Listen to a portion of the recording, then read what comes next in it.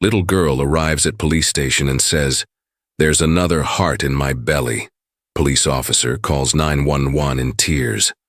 Before we dive into the story, drop a comment below and tell us where you're watching from. Enjoy the story. It was a Tuesday afternoon when everything changed in the small town of Mapleton, Ohio. The kind of ordinary day that fools you into thinking nothing extraordinary could possibly happen. Sergeant Harold Miller sat at his desk in the police station, sorting through paperwork. At 58, with salt and pepper hair and eyes that had seen too much, he counted the days. To retirement like a prisoner marking time. 27 years on the force had left him with a quiet resignation about human nature and a collection of memories he'd rather forget. The station was quiet that day. Too quiet, perhaps. Later, Miller would remember that silence, how it seemed to hold its breath before shattering. The front door burst open with a bang that made everyone jump, but it wasn't what they expected, not an angry citizen or a colleague. Standing in the doorway was a tiny figure, no more than 5 years old, with tangled blonde hair and wide, frightened eyes. "Help," she whispered, her voice barely audible as she stumbled forward. "Please help." Miller moved first, kneeling to her level as she swayed unsteadily. Her blue dress was rumpled, her face streaked with tears, and her small hands clutched protectively at her visibly swollen belly. "Hey there, sweetheart," Miller said gently. "Where's your mom or dad?" The girl's lower lip trembled. "Mommy went away. Daddy's at home. He said I was making things up again." Something in her eyes, a weariness no child should know, struck Miller like a physical blow. He'd seen that look before, in the mirror after his own daughter. No, he wouldn't think about that now. "What's your name?" he asked. "Lydia. Lydia Ross," she replied, her voice steadying slightly. "Well, Lydia, what brings you here all by yourself? That's a brave thing for someone your age." She looked up at him with those ancient eyes in her young face. "The doctor said something's wrong with my tummy," she whispered. "But Daddy said I was fine and shouldn't tell stories." Miller noticed how she held her swollen abdomen, protective and pained. "Does your tummy hurt, Lydia?" She nodded slowly. "There's another heart in there I can feel moving sometimes." A chill ran down Miller's spine. The other officers exchanged glances, but Miller kept his expression neutral. Children said strange things, didn't mean they weren't trying to tell you something important. "Another heart?" he asked carefully. Lydia nodded with the certainty. "Only children possess. It makes a different sound than mine. I told Daddy, but he got mad. Then Mommy went away because of it." Miller made a quick decision. "Lydia, would it be okay if a doctor checked your tummy, just to make sure everything's all right?" Fear flashed across her face. "Will it hurt?" "No, honey. They'll be very gentle." He offered his hand. "I'll stay with you the whole time if you want." To his surprise, her small fingers wrapped around his with immediate trust. As he led her toward his police car to drive her to the hospital, she looked up and said something that would haunt him for weeks to come. "Mr. Police Officer, when they find the second heart, will they take it out? Because it doesn't belong to me. I think it belongs to Mommy." Miller helped her into the back seat, a heaviness settling in his chest. 27 years on the force had taught him one thing. When a child shows up alone telling impossible stories, the truth waiting behind those stories was usually worse than anything you could imagine. As he started the engine, he caught Lydia's reflection in the rearview mirror. She was looking out the window, one hand still protectively, cradling her swollen belly, whispering something he couldn't quite hear, something about hearts and secrets and promises. The emergency room at Mapleton Community Hospital was unusually quiet when Miller walked through the automatic doors.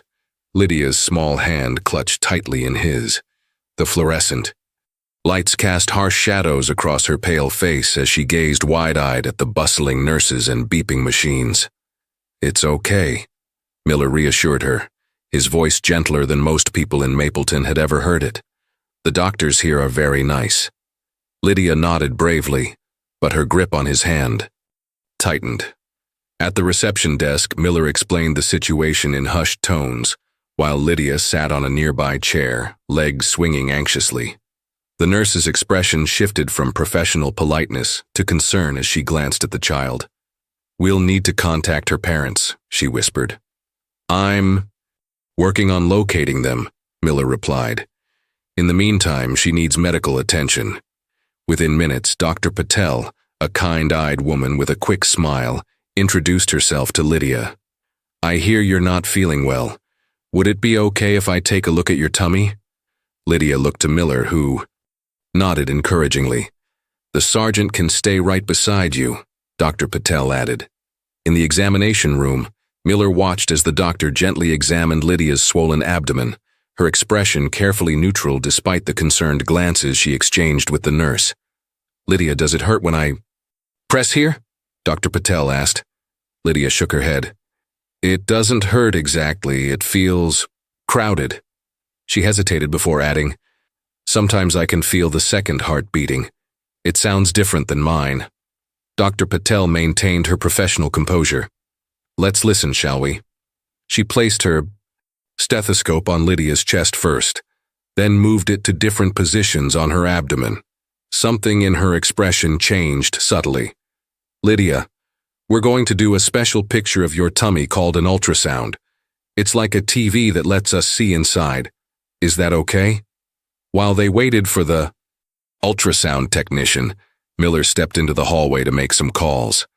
First to dispatch, requesting information on the Ross family, then to Child Protective Services. When he returned, he found Lydia drawing with crayons provided by a nurse.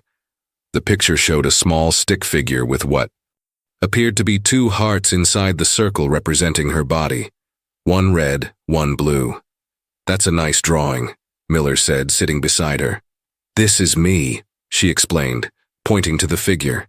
"This is my heart," she pointed to the red one. "And this is the other one," pointing to the blue one. "The blue heart," Miller ventured carefully. "Where did it come from?" Lydia's crayon paused mid-stroke. "I don't know, but Mommy used to sing to both of them at night." Her eyes welled with tears. "I miss Mommy." Before Miller could respond, a nurse entered with news that they'd located Ethan Ross, Lydia's father. "He's on his way. Says his daughter wandered off while he was napping." Miller nodded, his expression unreadable.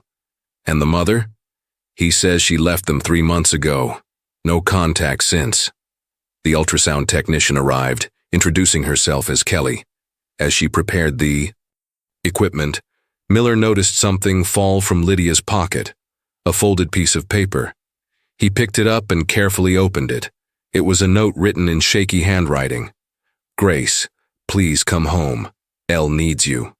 "Is Grace your mom's name?" Miller asked quietly. Lydia nodded, watching as Kelly spread cool gel on her tummy. "Let's see what's going on in there," Kelly said brightly, pressing the wand against Lydia's skin.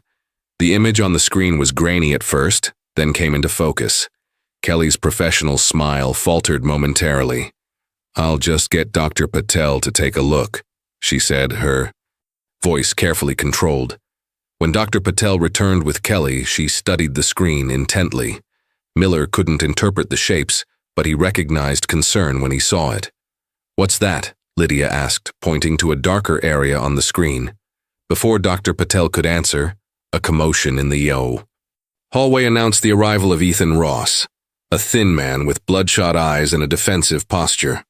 "Where's my daughter?" he demanded. "What's going on here?" As Miller stepped into the hallway to intercept him, Dr. Patel turned to the nurse and whispered something that made the nurse immediately reach for the phone. The ultrasound had revealed something that explained Lydia's swollen abdomen and perhaps even her talk of a second heart.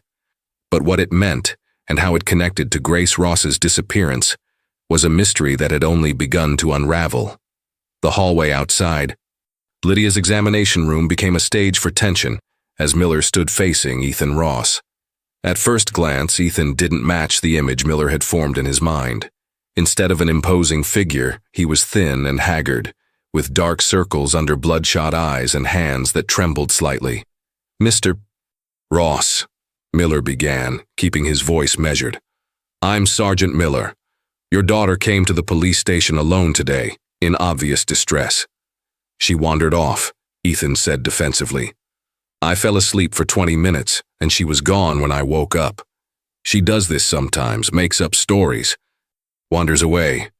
He ran a hand through his unkempt hair. Is she okay? The doctors are examining her now, Miller replied, studying the man's face. She mentioned her mother is gone? Something painful flickered across Ethan's features. Grace left 3 months ago. No warning, no note. Just gone. He lowered his voice. It's been hard on Lydia. She makes up stories about why her mom left. I think it's her way of coping. And the swelling in her abdomen? The pain she's experiencing? Ethan's expression hardened. We've been to doctors. They said it was nothing serious. Probably just digestive issues, maybe some mild food allergies. His tone became defensive again. I've done everything I could with what I have. Do you know what it's like trying to raise a child alone on a mechanic's salary with no health insurance? Before Miller could respond, Dr. Patel emerged from the examination room, her expression serious but composed. Mr. Ross, I'm Dr. Patel. I'd like to speak with you about your daughter. Is she okay? The genuine concern in Ethan's voice gave Miller pause.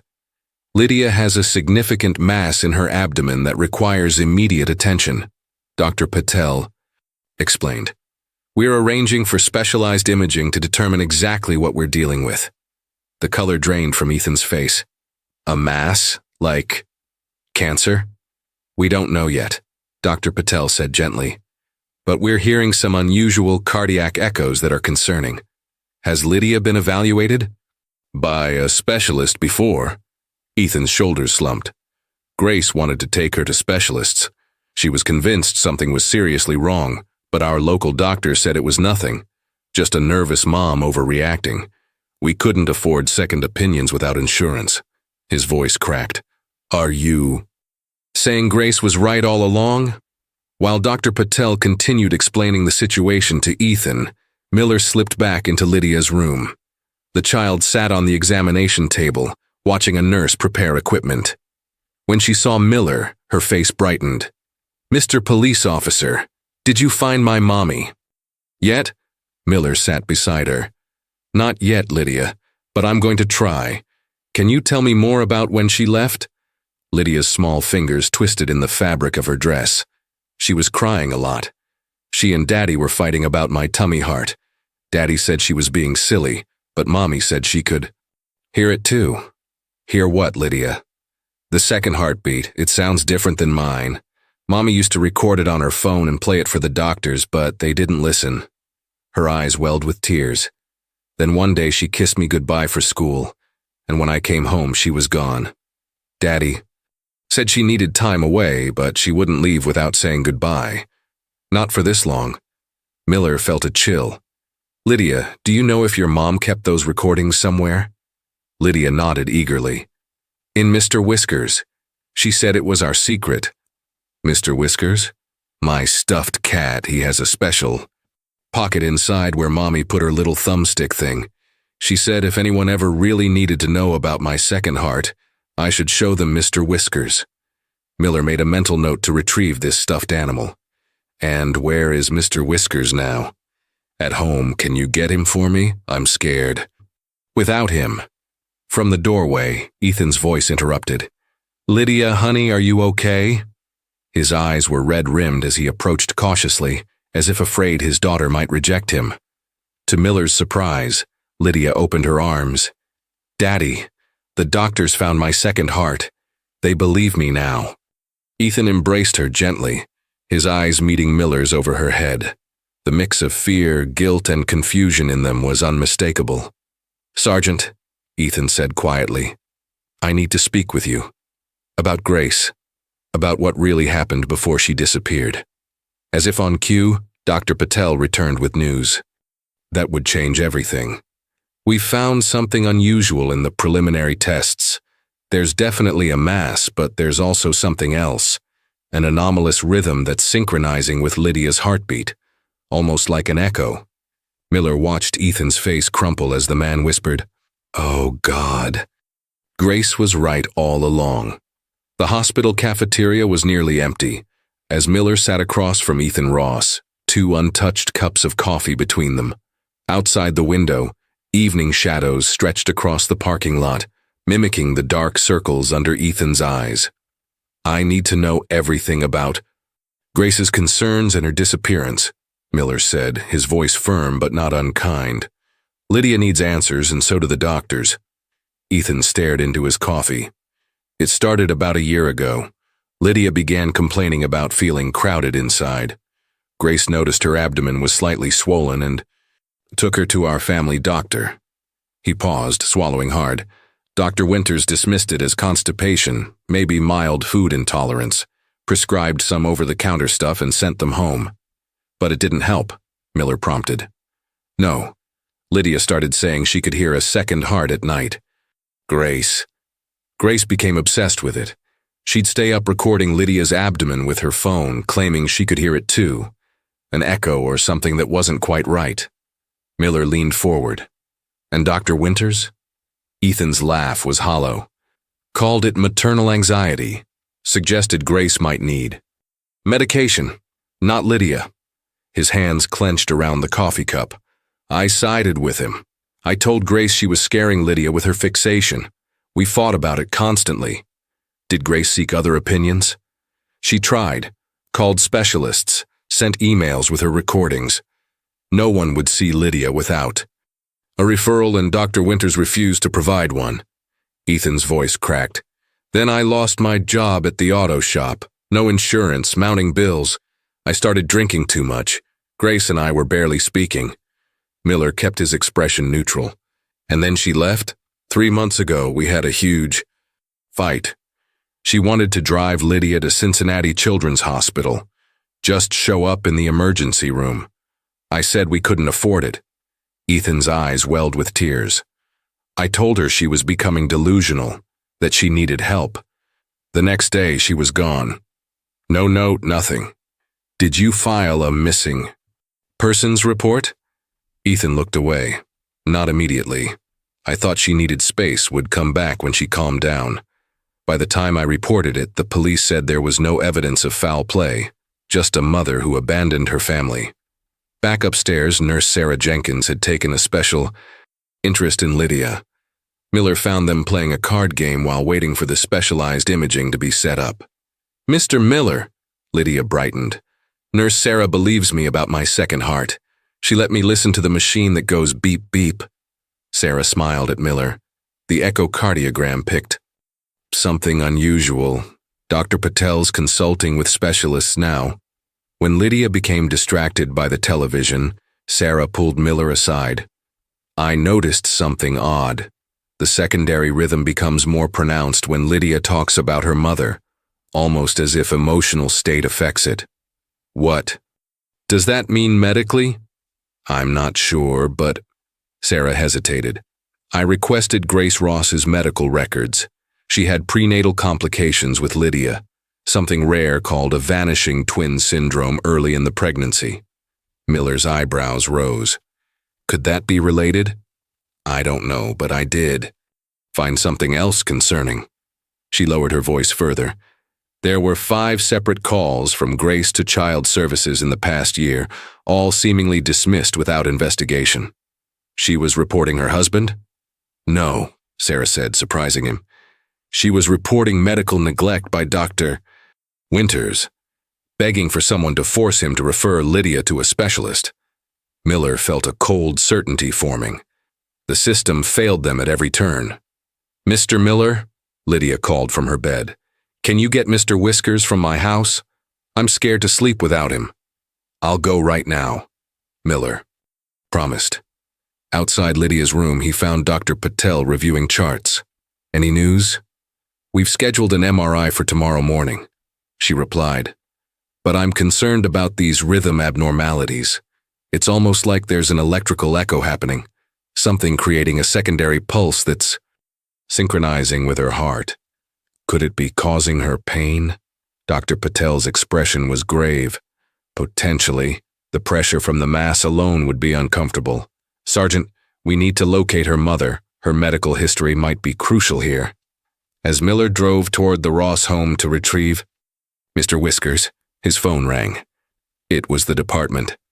"Sergeant, we found something on Grace Ross. Her credit card was used yesterday at a motel in Kentucky, just over the state line." Miller's hands tightened on the steering wheel. "Send me the address." At the Ross home, a small, tired bungalow with peeling paint, Miller found Mr. Whiskers on Lydia's neatly made bed. The stuffed cat was well loved, missing one eye and patched in several places. Feeling along its seams, Miller discovered a hidden pocket. Inside was a small USB drive. As he was leaving, something caught his eye on Lydia's bedside table, a framed photo of her with Grace, both smiling. He picked it up, noticing writing on the back, "My two hearts. One inside me, one inside you. Always remember, love doesn't disappear even when people do. Mommy." Miller slipped the photo into his pocket alongside the USB drive, suddenly certain that finding Grace Ross wasn't just important for Lydia's medical care. It might be essential to understanding what the little girl had been trying to tell them all along. The station was quiet when Miller returned, most officers gone for the day. He sat at his desk, Mr. Whiskers nestled beside his keyboard, and inserted the USB drive into his computer. The screen filled with dozens of audio files, each meticulously labeled with dates spanning the past year. Miller clicked on the most recent one. Grace Ross's voice filled his headphones, soft but determined. "Lydia Ross, abdominal recording. March 15th. Then silence, followed by the unmistakable whoosh thump of a heartbeat. But there was something else, a fainter, slightly offbeat rhythm shadowing the first, creating an echo effect that raised the hair on Miller's neck. He played 3 more recordings. The secondary rhythm was present, in each, becoming more pronounced over time. Between the audio files were documents, medical research articles, emails to specialists, and a journal chronicling Lydia's symptoms. One entry caught Miller's attention.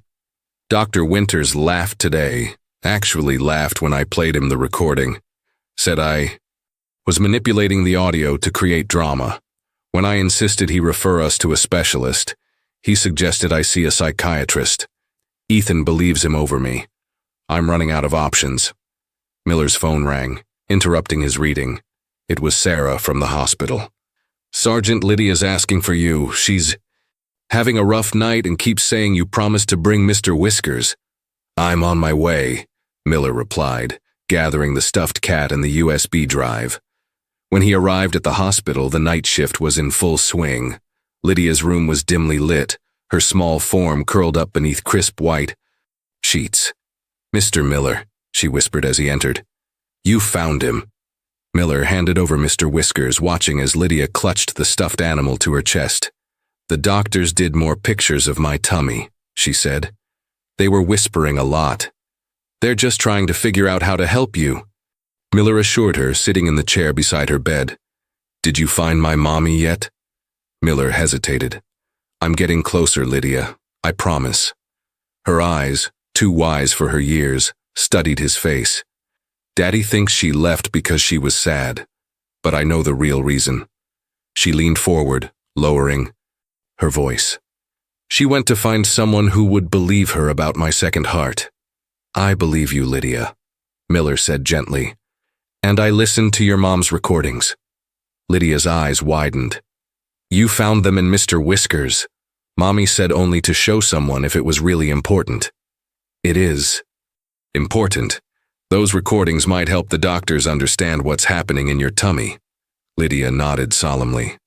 "Mommy said the second heart was special, that it was like having a piece of her with me always." Her voice dropped to a whisper. "She said it was our secret angel." Before Miller could ask what she meant, Dr. Patel appeared in the doorway, her expression troubled. "Sergeant, could I speak with you outside, please?" In the hallway, Dr. Patel's professional demeanor couldn't mask her concern. "The MRI results came back. The mass in Lydia's abdomen is more complex than we thought. We need to transfer her to Children's Hospital in Columbus immediately."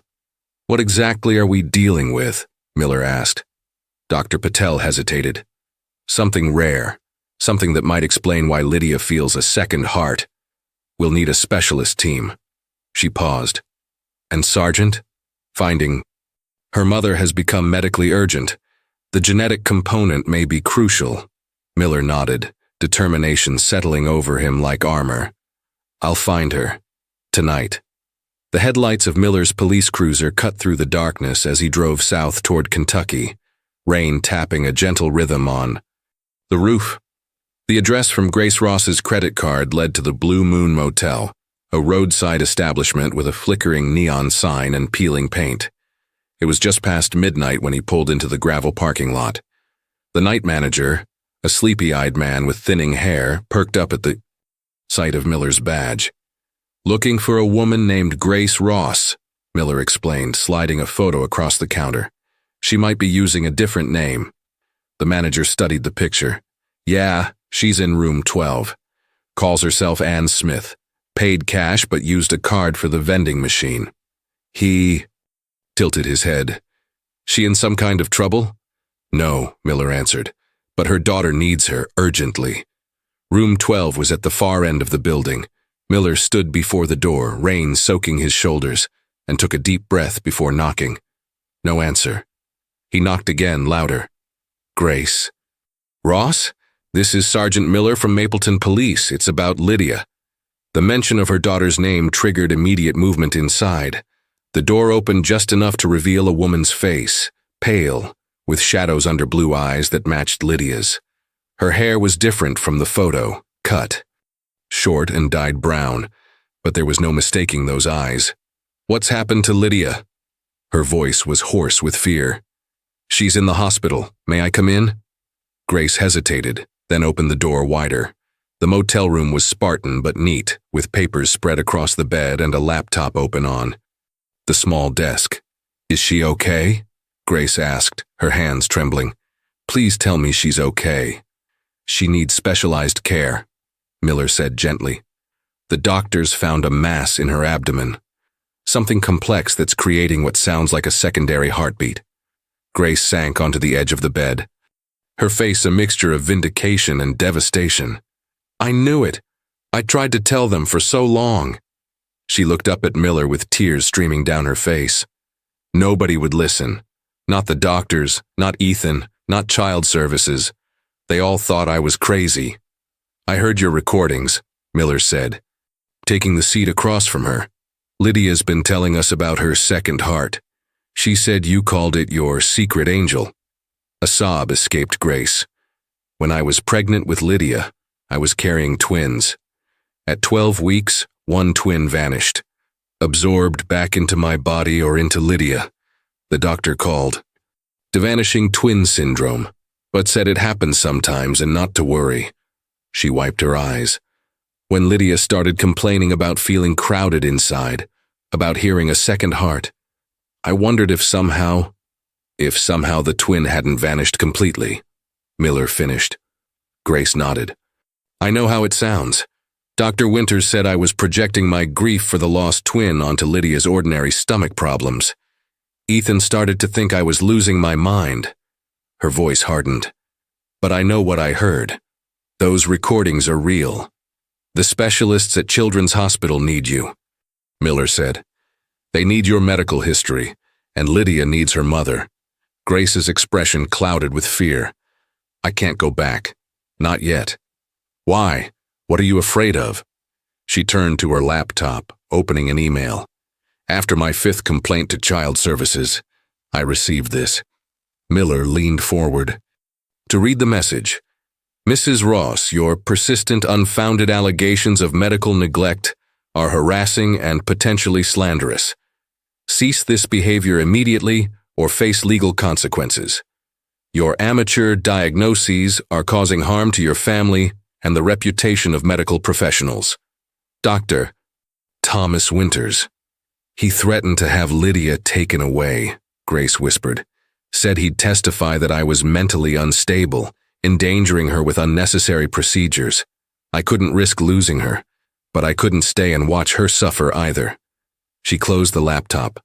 So I left to find proof, specialist who would look at my evidence without a referral. And did you? A smile ghosted across Grace's lips. Yesterday, a researcher at Cincinnati agreed to review everything. He called me this morning, said I might be right, that there are rare conditions where fetal tissue can develop in unusual ways. Miller's phone rang, the hospital's number. "Sergeant Miller," he answered. Sarah's voice was urgent. "Sergeant, you need to get back here. Lydia's condition has deteriorated. They're preparing her for emergency transport to Columbus." "I'm on my way," Miller said, ending the call. He turned to Grace. "Lydia needs you now. I promise to protect you from Dr. Winters. Will you come?" Grace was already grabbing her coat. "Try to stop me." As they rushed to the car, Grace asked the question Miller had been dreading. "How did you find Lydia? How did you know something was wrong?" Miller started the engine before answering. "She came to the police station alone, Grace. She walked nearly 2 miles from your house, holding her stomach, telling us her daddy said she was making up stories about the second heart." Grace's face crumpled. "My baby girl. All this time, she was the only one who really believed me." "Not anymore," Miller said firmly as they sped north through the rain. "Now she has both of us." The storm intensified as Miller's cruiser raced northward, windshield wipers fighting a losing battle against the downpour. Grace sat rigid in the passenger seat, her eyes fixed on the road ahead, hands clutching Mr. Whiskers in her lap. "I found him in Lydia's room," Miller explained. "She wanted him at the hospital." Grace's fingers traced the worn stitching. "I made this for her 5th birthday. The pocket was my idea, a special place for her to keep treasures." Her voice caught. "I never imagined it would become our evidence vault." Miller's phone rang through the car speakers. It was Dr. Patel. "Sergeant, where are you? The transport team is here, but Lydia's refusing to go without seeing you first."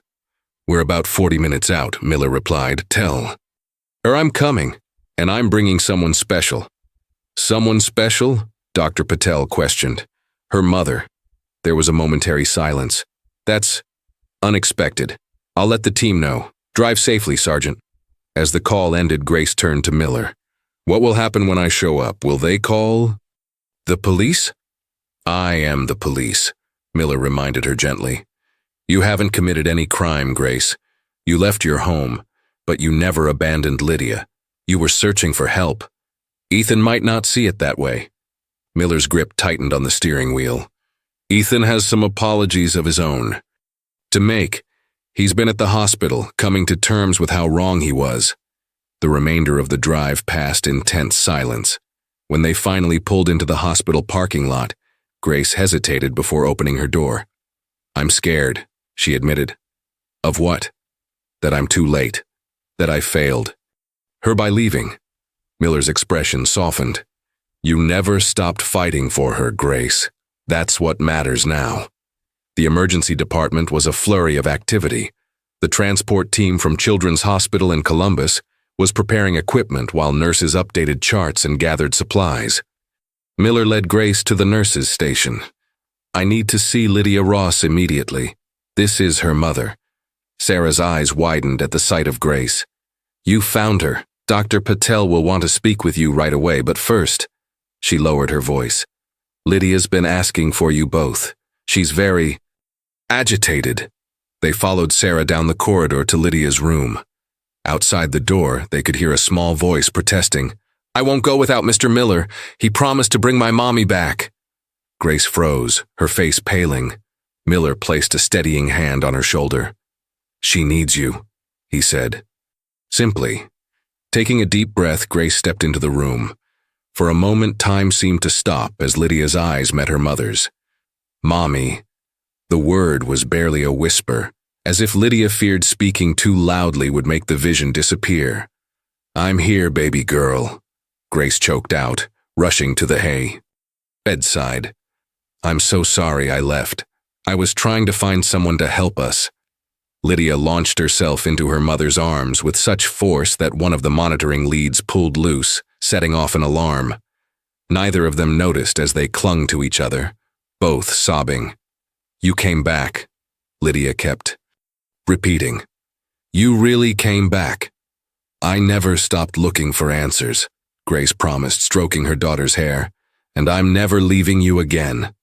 Miller stood in the doorway, his own eyes suspiciously damp.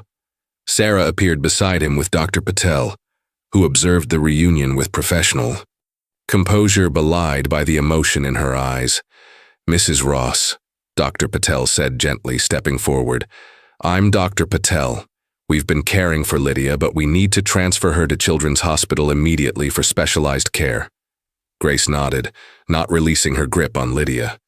"I understand, I'll go." "With her?" "Of course," Dr. Patel agreed. "But first I need to ask you some questions about your pregnancy and Lydia's medical history." As they spoke, Miller noticed Ethan hovering uncertainly in the hallway, his face a mixture of shock and relief at seeing his wife. Miller moved to intercept him. "She came back for Lydia," Miller said quietly. "Just like she said she would." Ethan's voice was hoarse. "I should have believed her, all this time." "There's time to make amends," Miller assured him. "But right now, focus on Lydia." Inside the room, Grace was explaining to Dr. Patel about the vanishing twin syndrome and her suspicions. The doctor listened intently, occasionally making notes. "That actually aligns with what we're seeing on the imaging," Dr. Patel said. "There's a mass with unusual characteristics, tissue that doesn't typically develop in that region." "Like what?" Grace asked. Dr. Patel hesitated. "It's complex, but there are elements that resemble cardiac tissue. It could explain the secondary rhythm you've been hearing." Lydia, who had been listening quietly, suddenly spoke up. "See, Mommy? I told you the second heart was real." She turned to Miller with a triumphant smile. "Mr. Miller, you found my mommy and you believed in my second heart. You're the best police officer ever." Despite the gravity of the situation, Miller couldn't help smiling back. "Just doing my job, Lydia." As the transport team entered to prepare Lydia for the journey to Columbus, Grace pulled Miller aside. "Thank you," she whispered, "for believing her when no one else would." Miller thought of his own daughter, of opportunities missed and words left unsaid. "Sometimes," he replied softly, "children are the only ones telling the truth. We just have to learn how to listen." The Children's Hospital in Columbus stood like a beacon in the early morning light, its modern glass facade reflecting the sunrise. Inside, the pediatric specialty wing buzzed with quiet efficiency as nurses and doctors made their rounds.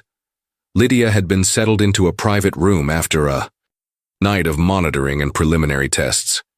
Grace hadn't left her side, sleeping uncomfortably in a recliner beside the bed, her hand still holding her daughter's. Ethan had taken up his post in a chair by the window, the three of them forming an uneasy family triangle after months apart. Miller had driven back to Mapleton to tie up loose ends but promised to return. He'd kept that promise, arriving just as Dr. Eleanor Chen, the specialist in pediatric rare conditions, entered Lydia's room. Dr. Chen was younger than Miller had expected, with intelligent eyes behind stylish glasses and a warm smile that immediately put Lydia at ease. "So you're the young lady I've heard so much about," Dr. Chen said, pulling up a chair beside Lydia's bed. "I understand you have a very special situation in your tummy." Lydia nodded solemnly. "A second heart. Everyone thought I was making it up, but Mommy could hear it too." "Well, I've looked at all your tests and images, and I believe you," Dr. Chen said, glancing at the parents. "In fact, I think your case might be one of the most interesting I've ever seen." She turned to Grace and Ethan. "Mrs. and Mr. Ross, what Lydia has is extremely rare. Based on the imaging and your pregnancy history, we believe Lydia has what's called a teratoma, with unusual characteristics." "A teratoma?" Ethan repeated, the unfamiliar word hanging in the air. Dr. Chen nodded. "It's a type of growth that contains different kinds of tissue, sometimes hair, teeth, or even more complex structures. In Lydia's case, the mass appears to contain what resembles cardiac tissue similar to what you'd find in a heart." Grace gasped softly. "From the twin? The one that vanished during pregnancy?" "Possibly. Vanishing twin syndrome usually leaves no trace, but in extremely rare cases, Some cellular material can be incorporated into the surviving twin. What makes Lydia's case remarkable is that this tissue has developed its own rudimentary circulatory system that's creating a pulse-like rhythm. Lydia looked triumphant. See, I really do have a second heart. A second. Dr. Chen smiled. In a manner of speaking, yes. It's not a complete, functional heart, but it does contain tissue that can contract rhythmically, creating the sound you and your mother have been hearing. Miller, who had been listening from near the door, stepped forward. Is it dangerous? Dr. Chen's expression grew more serious. The mass itself is benign, not cancerous, but its size and location are causing problems. It's pressing against Lydia's organs, including her own heart, making it work harder. That's why she's been feeling tired and uncomfortable. Can you remove it? Ethan asked, his voice tight with concern. Yes, but it's delicate surgery. The mass has integrated with some of Lydia's blood vessels. We'll need to carefully dissect it while preserving her normal anatomy. She turned to Lydia. That means we'll need to perform an operation, sweetheart. Lydia's eyes widened. Will it hurt? You'll be asleep the whole time, and when you wake up, you'll have medicine to help with any pain, Dr. Chen assured her. And afterward, your tummy shouldn't feel crowded anymore. Grace squeezed Lydia's hand. When would the surgery happen? I'd like to do some additional specialized imaging first, but ideally within the next 2 days. The pressure on her organs is concerning. As Dr. Chen continued explaining the procedure to Grace and Ethan, Miller noticed Lydia watching him with those perceptive blue eyes. Mr. Miller, she said when he approached her. Bedside. If they take out the second heart, where will it go? The innocent question caught him off guard. Well, I suppose the doctors will study it to learn more about your special condition. Lydia frowned. But it's part of me, and maybe part of my twin. It shouldn't just go in the trash. Miller glanced at Grace, who had overheard. She nodded slightly, understanding her daughter's concern. What would you like to happen to it, Lydia? Miller asked gently. Lydia thought for a moment. Could we have a funeral for it? Like a tiny one? Mommy said my twin became an angel, so maybe this is the last piece that needs to go to heaven, too. The simple request, so earnest and profound, brought unexpected tears to Miller's eyes. Before he could respond, Dr. Chen joined the conversation. That's a beautiful idea, Lydia, she said. After we study it to make sure we understand your condition fully, we can certainly help you say goodbye properly. Promise? Lydia asked. I promise, Dr. Chen replied solemnly.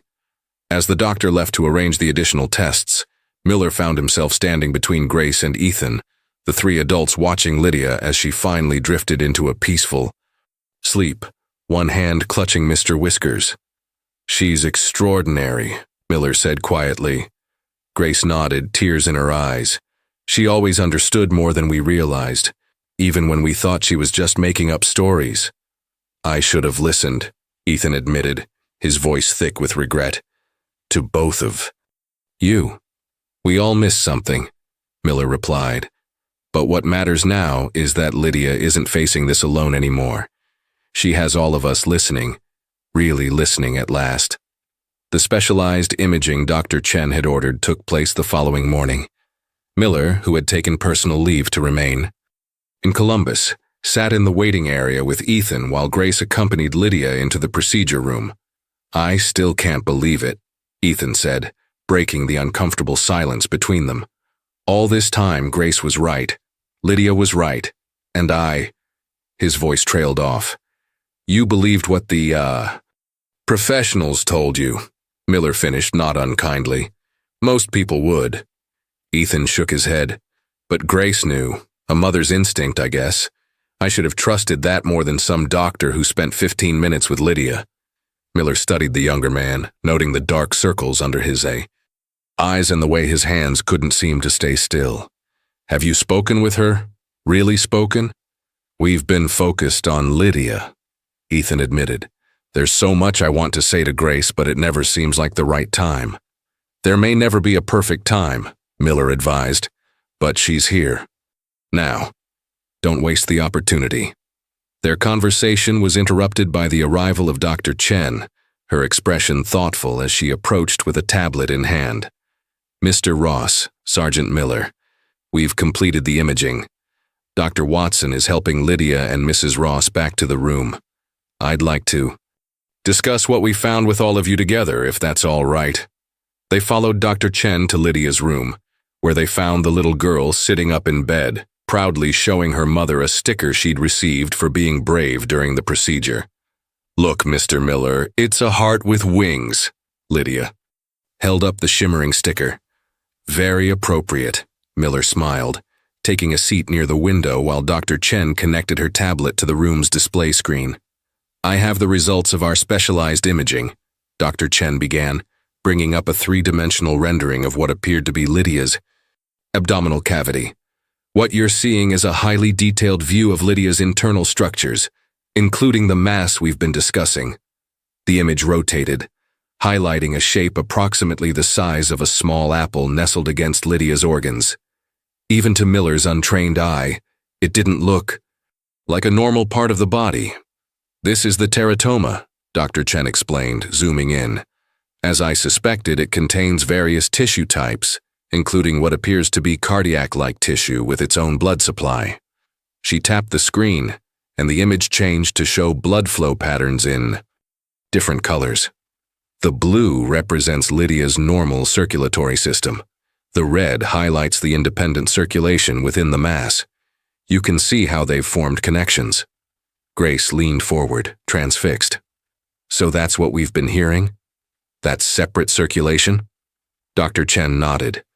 "Precisely. The cardiac-like tissue has developed enough to create rhythmic contractions. Not a true heartbeat, but certainly something that would create the sound you both described. What's remarkable is how this mass has established its own blood supply without disrupting Lydia's major vessels." "Is that good or bad for the surgery?" Ethan asked anxiously. "It's challenging but manageable," Dr. Chen replied. "We'll need to carefully separate the mass's blood supply from Lydia's normal circulation. I've assembled a team that includes our top pediatric cardiovascular surgeon, Dr. Ramirez." Lydia, who had been listening intently, raised her hand as if in school. "Dr. Chen, will I still be me after you take it out, since it's been part of me forever?" The question silenced the room. Dr. Chen approached Lydia's bedside and sat on the edge of the chair. "That's a very thoughtful question, Lydia, and the answer is absolutely yes. This mass is something extra that your body formed. It's not a part of what makes you you. Your thoughts, feelings, memories, and personality are all in your brain, not in this tissue." Lydia considered this, her brow furrowed. "But what if some of my twin is in there? Mommy said I had a twin that became an angel before I was born." Dr. Chen glanced at Grace, who nodded slightly, encouraging her to address Lydia's concern. "The vanishing twin syndrome your mother experienced happens very early in pregnancy, long before either of you developed personality or thoughts. If there is any cellular material from your twin in this mass, and we can't be certain there is, it would just be basic building blocks, like having a small piece of a blueprint, not a person." Lydia didn't look entirely convinced. "I sometimes feel like someone's with me, especially when I'm scared." Grace moved to sit beside her daughter on the bed. "That's because you're never alone, sweetie. You have people who love you watching over you, both here and in heaven." Miller, observing the scene, was struck by the depth of Lydia's questions. Children often understood more than adults gave them credit for, asking questions that cut straight to the heart of complex matters. "When will the operation happen?" Ethan asked, bringing the conversation back to practical matters. "We've scheduled it for tomorrow morning," Dr. Chen answered. "I know that's soon, but we don't want to risk any further complications. The pressure on Lydia's organs is concerning." As Dr. Chen continued explaining the surgical procedure and what to expect, Miller noticed Lydia watching him with those perceptive blue eyes. "Mr. Miller," she whispered when he moved closer, "will you be here too, when I wake up?" "Of course," he promised without hesitation. "I'll be right here waiting." Lydia smiled, visibly relieved. Good. Because sometimes grown-ups need someone to look after them too. And I think my mommy and daddy might need help remembering how to be friends again. Miller couldn't help but smile at her insight. I think you might be right about that, Lydia, and I promise to help however I can. Evening settled over the hospital like a gentle blanket, muting the bustling corridors and painting the sky outside Lydia's window in watercolor shades of purple and gold. The pre-surgery preparations had been completed, forms signed, risks explained. Last meals finished before the required fasting period. In the quiet of room 307, Lydia sat cross-legged on her bed, carefully arranging Mr. Whiskers and several new stuffed animals that hospital staff had brought her. Miller watched from the doorway as she meticulously placed them in a circle. "What are you doing there, Lydia?" he asked, entering with a cup of coffee he'd retrieved from the cafeteria. "Having a meeting," she replied seriously. "Mr. Whiskers is worried about tomorrow, so everyone's telling him it'll be okay." Miller smiled, taking a seat in the visitor's chair. "That's very thoughtful of you. Is Mr. Whiskers feeling better about things?" Lydia considered this, her head tilted to one side. "Mostly. But he's still scared that things won't go back to normal after the surgery." The perceptiveness in her statement struck Miller. Children often projected their own feelings onto toys, saying through them what they couldn't express directly. "What would help Mr. Whiskers feel less scared?" he asked gently. Lydia hugged the one-eyed cat to her chest. "He wants to know if my mommy and daddy will still be together after the second heart is gone. He's afraid everyone will leave again." Before Miller could respond, Grace appeared in the doorway, having overheard. She crossed to Lydia's bed and sat beside her daughter. "Mr. Whiskers doesn't need to worry about that," she said, smoothing Lydia's hair. "Your daddy and I have been talking, and we've both made mistakes, but we're going to work very hard to fix them, together." "Promise?" Lydia asked, her eyes searching her mother's face. "I promise," Grace replied, as Ethan stepped into the room behind Miller. "We both promise," he added, joining them on the other side of the bed. "Some things are worth fighting for, even when it's hard. You taught us that, Lydia." Miller quietly stood, giving the family their moment. As he slipped into the hallway, he felt a weight in his chest. Part sadness for what his own family had lost. Part hope for what this one might rebuild. "Sergeant Miller?" Dr. Chen's voice interrupted his thoughts. "Could I speak with you a moment?" Her expression was serious as she led him to a quiet consultation room. "Is something wrong?" he asked immediately. "Not wrong exactly," she replied, "but concerning. Lydia's latest blood work shows increasing strain on her system. We may need to move the surgery up to tonight instead of tomorrow morning." The consultation room felt suddenly too small as Miller processed Dr. Chen's words. "Tonight? Is she in immediate danger?" Dr. Chen's expression remained professionally calm, but her eyes betrayed her concern. "The mass is placing increasing pressure on her circulatory system. Her last readings show cardiac stress that wasn't present this morning. We don't want to create panic, but waiting until morning presents unnecessary risks." Miller nodded, his police training kicking in, crisis management, clear thinking. "What do you need me to do?" "Help keep Lydia calm during preparations. Children sense tension, and right now she needs familiar faces who aren't visibly afraid." Dr. Chen gathered her notes. "I'm assembling the surgical team. Now, we'll begin in approximately 2 hours." Back in Lydia's room, the family tableau remained undisturbed. Grace and Ethan on either side of their daughter, Mr. Whiskers clutched in Lydia's arms as they spoke softly together. The sight made Miller hesitate in the doorway, reluctant to shatter their moment of peace. Grace noticed him first, her expression shifting as she read his face. "Something's changed," she said quietly. Miller entered, keeping his voice steady. "Dr. Chen needs to speak with you both. The surgery schedule has been adjusted." As if summoned by her name, Dr. Chen appeared. Behind him, with gentle directness, she explained the situation to Grace and Ethan, careful to use language that wouldn't frighten Lydia. So I'm getting fixed tonight instead of tomorrow? Lydia asked, surprisingly calm. That's right, Dr. Chen confirmed. My team is ready, and this way you'll wake up feeling better even sooner. Lydia nodded, then turned to Mr. Whiskers, whispering something in his tattered ear before looking up at Miller. Mr. Miller, can you take care of Mr. Whiskers during my operation? He gets scared in strange places. Miller crossed to her bedside and solemnly accepted the well-loved stuffed animal. It would be my honor, Lydia. I promise to keep him safe until you wake up. The hospital shifted into efficient action. Nurses appeared with pre-surgical medications and forms. Orderlies prepared to transport Lydia to the surgical floor. Dr. Ramirez, the cardiovascular specialist, stopped by to introduce himself.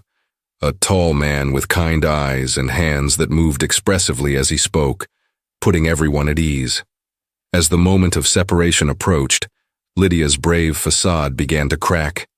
Tears welled in her eyes as she hugged her parents. What if? She began but couldn't finish the thought. Ethan knelt to eye level with his daughter. No what ifs, kiddo. You're the strongest person I know, even stronger than Mr. Miller, and he's a police officer. This earned a watery smile from Lydia. Miller stepped forward, still holding Mr. Whiskers. Your dad's right, he said. And remember, when you wake up, we'll all be waiting. Me, your parents, and Mr. Whiskers too. Promise you won't leave? Lydia asked, looking at each of them. We promise, they answered in unison. As the nurses came to take Lydia to surgery, she held up her pinky finger to Miller. Pinky, swear you'll tell me the whole story of what happens to my second heart? Miller linked his large pinky with her tiny one. Every single detail, he promised. They watched as Lydia was wheeled away, her small form nearly lost among the hospital bedding, one hand raised in a brave wave, until she disappeared around the corner.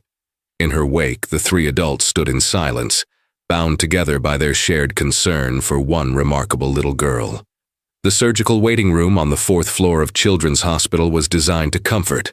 Soft blue walls, cushioned chairs, a small play area in the corner with books and toys. But to the three adults who sat there, the cheerful surroundings felt at odds with their mounting anxiety. Grace sat perfectly still, her hands clasped so tightly her knuckles had turned white. Ethan paced the length of the room, pausing occasionally to stare out the window at the city lights before resuming his restless movement. Miller occupied a chair near the door, Mr. Whiskers propped carefully on the seat beside him, as if the stuffed cat were another anxious family member keeping vigil. The wall clock ticked methodically forward. 1 hour since. Lydia had been taken into surgery, then 2. It's taking too long, Grace whispered, breaking a lengthy silence. Something's wrong. Ethan stopped pacing. Dr. Chen said it could be several hours. It's a complex procedure. I know, but... Grace pressed her hands to her face. Miller understood. Logic provided little comfort when your child was under anesthesia, when surgeons were working to remove something mysterious from her small body. Lydia is stronger than all of us put together, Miller said quietly. Dr. Chen and her team know exactly what they're doing. At that moment, as if orchestrated by some cosmic timing, the waiting room door opened. A nurse in blue scrubs entered with a tray of coffee cups and wrapped sandwiches. From Dr. Chen, she explained. She asked me to tell you the procedure is progressing well. They've successfully isolated the mass and are working on removing it now. She thought you could use some refreshment. It's going to be a while longer. The simple gesture of kindness, and more importantly, the update, released some of the tension in the room. Grace accepted a coffee with trembling hands. Ethan unwrapped a sandwich but just held it, seemingly unable to eat. Miller thanked the nurse who promised to return with updates when possible. As the door closed behind her, Ethan finally sank into a chair beside Grace. After a moment's hesitation, he reached for her hand. She didn't pull away. I'm sorry, he said, his voice barely audible. For not believing you. For not fighting harder for Lydia. Grace stared at their joined hands. I'm sorry, too. For leaving instead of finding another way. Miller watched them from across the room, feeling both present and separate from their private reconciliation. He thought about his own failures as a father, the conversations he'd never had the chance to finish. The clock ticked past midnight, then 1 in the morning. The nurse returned twice more with updates. Still progressing. Dr. Chen is pleased with how it's going. It was nearly 2:30 when the waiting room door opened again, this time revealing Dr. Chen herself. Her surgical cap was still on, her face lined with fatigue but brightened by a smile. All 3 adults stood immediately. "Lydia is in recovery," Dr. Chen announced. "The surgery was successful. We removed the entire mass without complications." Grace let out a sob of relief, leaning against Ethan, who wrapped an arm around her shoulders. "When can we see her?" he asked. "She'll be in the intensive care unit for monitoring for the next few hours. Once she's stable and beginning to wake from anesthesia, we'll allow brief visits." Dr. Chen's gaze moved to Miller, including him naturally in the family circle. "She did remarkably well. She's a very brave little girl." "The mass," Grace ventured. "Was it what you expected?" Dr. Chen's expression turned thoughtful. "It was even more remarkable than we anticipated. I'd like to discuss the findings with you tomorrow when I have the preliminary pathology report. But I can tell you this." She paused, choosing her words carefully. "In all my years of practice, I've never seen anything quite like it." After answering a few more questions, Dr. Chen excused herself to complete her post-surgical duties, promising to send someone when Lydia could have visitors. As the door closed behind her, Miller stood up, still holding Mr. Whiskers. "She's going to be all right," he said, a statement rather than a question. Grace nodded, tears streaming down her face. "She made it through. Our little girl made it." "Through?" "Of course she did," Ethan said, his own voice thick with emotion. "She's had 2 hearts' worth of strength all along." Dawn broke over Columbus, painting the hospital windows with soft golden light.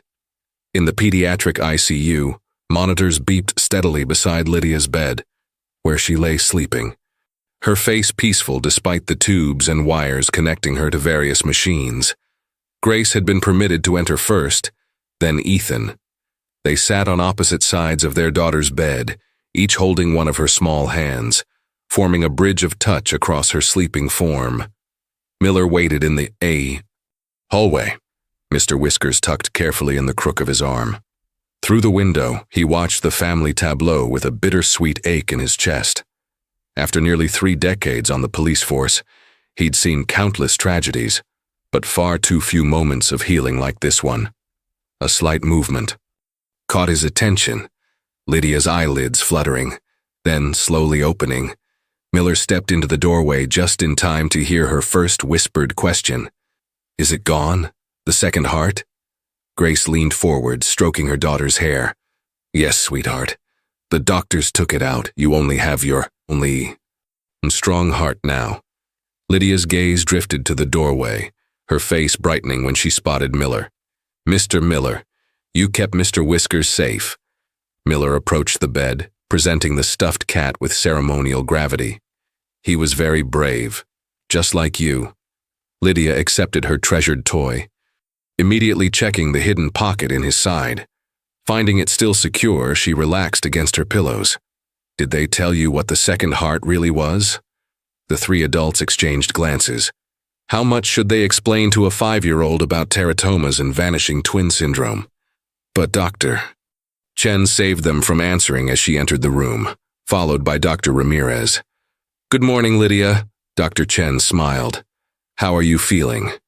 "A little sore," Lydia admitted, "but not crowded anymore. It's like there's more room to breathe." "That's exactly right," Dr. Chen confirmed, checking the monitors. "The mass was taking up space that belongs to you." By afternoon, Lydia had been moved from the ICU to a regular room. Color had returned to her cheeks, and though she tired easily, her natural curiosity had fully reawakened. She peppered the nurses with questions, asked for ice cream to help my tummy feel better, and insisted that Mr. Whiskers needed his own hospital bracelet. Miller had stepped out briefly to make some calls to the Mapleton Police Department. explaining his continued absence. When he returned, he found Dr. Chen in Lydia's room with Grace and Ethan, a tablet, computer in her hands. Their serious expressions told him this was the promised discussion about the surgical findings. "Sergeant Miller," Dr. Chen acknowledged him. "I'm glad you're here. I was just about to show the Ross family some images from the pathology report." Lydia patted the edge of her bed, inviting Miller to sit. "They're going to explain about my second heart," she informed him solemnly. Dr. Chen turned her tablet so they could all see the screen. "This is the mass we removed from Lydia's abdomen," she explained, showing an image of something roughly the size of a small apple. "It's what we call a teratoma, a type of growth that contains various tissue types, not normally found in that location of the body." She swiped to another image, a cross-section of the mass that revealed complex internal structures. What made Lydia's case so extraordinary was the organization of these tissues. Most teratomas contain disorganized elements, but this one had developed something remarkable. Dr. Chen zoomed in on one section. This is cardiac-like tissue, similar to heart muscle, that had organized itself into a rudimentary chamber. It had even developed its own blood vessels. That connected to Lydia's circulatory system. "So it really was like a second heart," Grace whispered. "In a manner of speaking, yes," Dr. Chen confirmed. "It couldn't function as a true heart, but it was creating rhythmic contractions that would have been audible with a stethoscope." "Exactly what you and Lydia described hearing." Ethan leaned forward, his brow furrowed. "How is this possible? Could it really be connected to the vanishing twin from Grace's pregnancy?" Dr. Chen's expression was thoughtful. "We can't say with absolute certainty, but it's a plausible theory. In rare cases of vanishing twin syndrome, some cellular material from the non-developing twin can be incorporated into the surviving twin. Most often this leaves no trace, but occasionally it can contribute to the formation of a teratoma." She turned to Lydia, who had been listening intently. "In simple terms, Lydia, you had something extra inside you that doesn't normally belong there. And yes, it's possible that some of the cells that started your life might have originally been part of your twin." Lydia considered this with remarkable composure for a 5-year-old. "So part of my angel twin was with me all along?" The adults exchanged glances, moved by her interpretation. "That's a beautiful way to think about it," Dr. Chen said gently. "Medically, we would say it was a developmental anomaly, but your understanding works too." Miller watched as Lydia processed this information, her small face serious with contemplation. Once again, he was struck by her emotional wisdom that seemed to transcend her years. "Dr. Chen?" Lydia finally asked. "What happens to my second heart now?" "Well, our laboratory is studying it to learn more about this rare condition," Dr. Chen explained. "It's helping us understand how these growths form, which could help other children in the future." Lydia nodded, then looked up at her parents and Miller. "I still want to have a goodbye ceremony for it. Even if it wasn't really my twin, it was part of me for a long time." Grace smoothed her daughter's hair. "Of course, sweetheart. We can do that when you're feeling better." As Dr. Chen excused herself to check on other patients, promising to return later, Miller noticed Lydia watching him with those perceptive blue eyes. "Mr. Miller," she said quietly, "do you think my second heart helped keep me brave when I was scared?" The simple question caught him off guard with its depth. After a moment's reflection, he replied, "I think the bravery was always yours, Lydia, but maybe having something special inside you helped you remember how strong you really are." Lydia smiled, satisfied with his answer, and settled back against her pillows, Mr. Whiskers tucked securely under her arm. "I'm glad I don't need 2 hearts anymore," she murmured, as her eyelids grew heavy with tiredness. "Because now, I have all of you instead." 3 months had passed since Lydia's surgery. The maple trees outside the Ross family home in Mapleton had changed from summer green to autumn gold, their leaves dancing in the October breeze. On the front porch, Lydia sat on a wooden swing beside Sergeant Miller, both of them enjoying homemade lemonade. She looked healthier than ever, her cheeks full of color, her blue eyes bright with life. "Do you miss being a police officer, Mr. Miller?" Lydia asked, swinging her legs beneath the bench. Miller smiled. His retirement from the Mapleton Police Department had become official just 2 weeks ago, after 28 years of service. "Sometimes," he admitted. "But I like having more time for important things now. Like helping my dad fix our roof." Lydia giggled, watching as Ethan worked on the shingles above them. "Exactly," Miller agreed. "And like having lemonade with my favorite 5.5-year-old. From inside the house came the sound of Grace's voice calling them for lunch. Lydia hopped down from the swing but paused, her expression turning thoughtful. "Mr. Miller, remember when I had 2 hearts?" Miller nodded. "I don't need that second one anymore," Lydia said with simple wisdom, "because now I know the truth." "What truth is that?" "Lydia." She placed her small hand over her chest, then reached for Miller's much larger one and placed it over his heart. "One heart is enough," she said softly, "when you have the right people to share it with." Miller felt his eyes grow misty as Lydia skipped up the steps and into the house.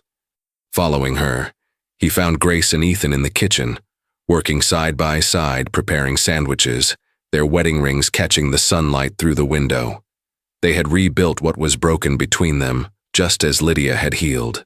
Not perfect, not unmarked by what they'd endured, but whole again, in all the ways that mattered. As Miller took his place at their table, no longer a sergeant investigating a case but a friend sharing a meal, he realized that Lydia had given them all a precious gift. She had taught them that sometimes the strongest hearts are the ones that have been tested, and that true healing comes not from avoiding pain, but from facing it together. The second heart was gone, but its echo lived on in the family it had helped to save.